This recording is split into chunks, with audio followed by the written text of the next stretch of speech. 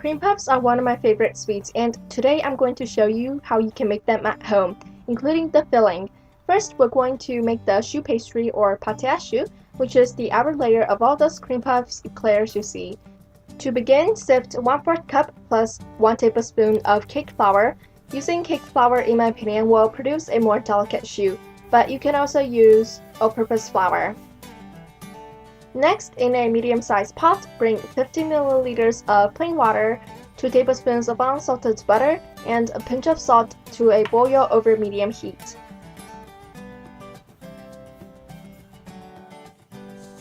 Once it reaches a boil and the butter is all melted, just like this, turn off the heat and add in the sifted cake flour. Then quickly take a wooden spoon and start mixing.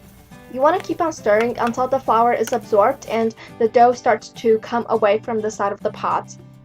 Then turn on medium heat again and continue stirring until you see a thin layer of film at the bottom of the pot. After that, turn off the heat and stir a little more, and it should easily turn into a dough ball just like this.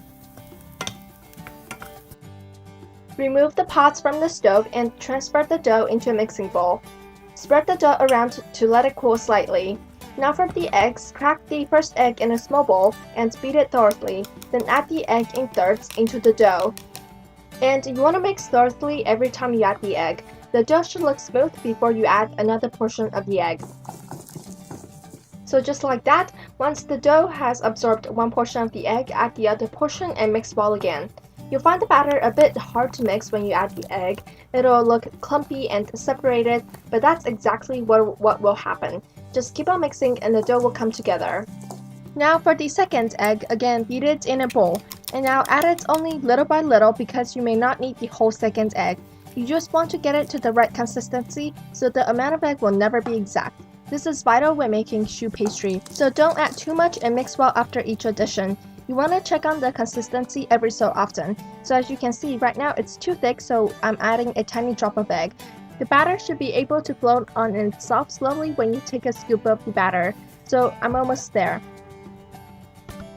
And now you can see this is what the choux batter should look like. When you scoop the batter, it should slowly drip down and eventually form a peak and look like a triangle, just like this.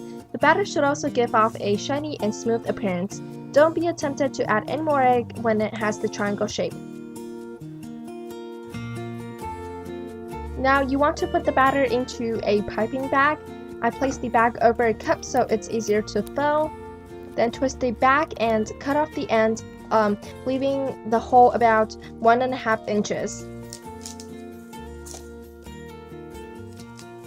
Then you want to pipe out the batter about 2 inches wide per circle onto a baking tray lined with parchment paper. So you want to squeeze, then to lift the batter, do a twirl and lift the piping bag. Then wet your finger with a little water and press down any peaks you see. Lastly, before baking, spray the cream puffs with water, then bake them at 390 degrees Fahrenheit for 30 minutes. When they're done baking, the cream puffs should look puffed up and golden brown and should sound hollow when you tap on the bottom. That means the puffs are fully cooked and the inside is empty. Let them cool on a wired rack while you work on the pastry cream. Pastry cream is the filling that you see in cream puffs, eclairs, tarts, and other French pastries. You may also know it as custard. First, separate the egg yolks from the egg whites. Do that by moving the egg from one half of the shell to the other half of the shell. Let the whites boil into a small bowl and put the yolks into a mixing bowl. A tip here is the fresher your eggs are, the easier it is to separate, and the yolks won't break easily. So 2 egg yolks and 1/4 cup of white granulated sugar. Using a whisk, mix until the egg yolks look thick and pale yellow like this. Then sift 1 tablespoon of cake flour, all-purpose flour here is fine, and 1 tablespoon of cornstarch over the egg yolk and sugar and whisk to combine. It should resemble mayonnaise and look like thick ribbons. Now I'm a believer that pastry cream has to have those beautiful vanilla seeds in there, so I bought myself some vanilla beans. Vanilla beans are one of my favorite ingredients to use. For this recipe you need 1 vanilla bean. So first cut the vanilla pod in half vertically, then split each half lengthwise. Then use your knife to try to open up the vanilla, that way it'll be easier to scrape out the seeds. And then you'll see an abundance of those gorgeous vanilla seeds. Use the back of a knife to scrape them out. Now I did struggle with this because I bought these beans last year, so they've been sitting out in my pantry for quite a long time, so they're not as fresh and they're a bit banal. So make sure you choose plump and fresh vanilla beans.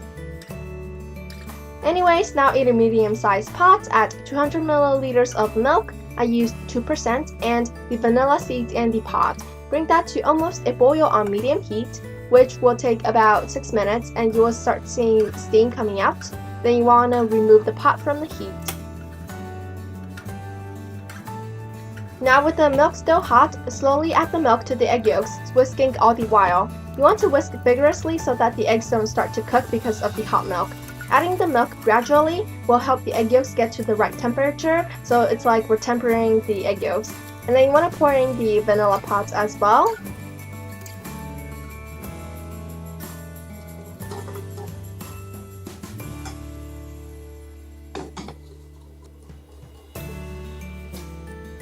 After that, strain the mixture through a sieve into the same pots, then put the pot back to medium-low heat.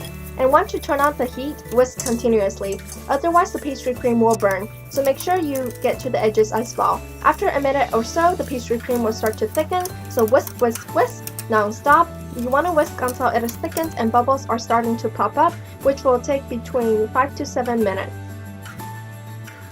Then remove from the heat and whisk just a little bit more. It should look something like this. Then transfer the pastry cream to a bowl and cover it with the plastic wrap directly touching the pastry cream so it won't form a film on the surface. Let the pastry cream chill in the fridge until it is completely cooled. After about half an hour to an hour, you can start to whip the cream because it takes 20 minutes to whip up the cream. Using a whisk or hand mixer, whip a 1/4 cup of heavy cream and a teaspoon of white granulated sugar until it has firm peaks like this. So after 1 hour or more, your pastry cream should be chilled. Using a hand mixer or whisk and spatula, beat the pastry cream until it is nice and smooth, and there should be no more lumps. This will just give your final cream puff a more creamier mouthfeel. While you're doing this, put the whipped cream into the refrigerator to keep it cold.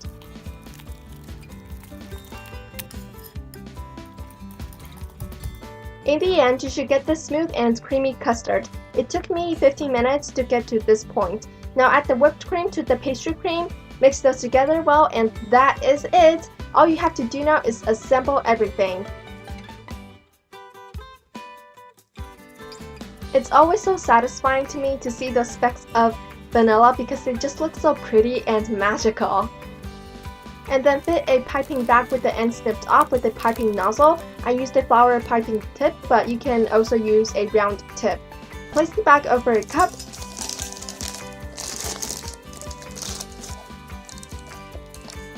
And then fill the piping bag with the pastry cream. Then pull the bag up, twist the bag, and then set that aside for a second.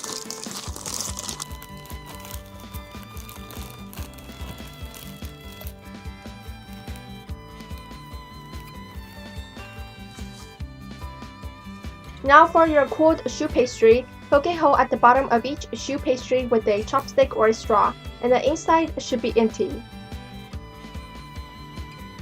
And here comes the fun and best part of all. Pipe your pastry cream into the hole. You want to squeeze as you pipe.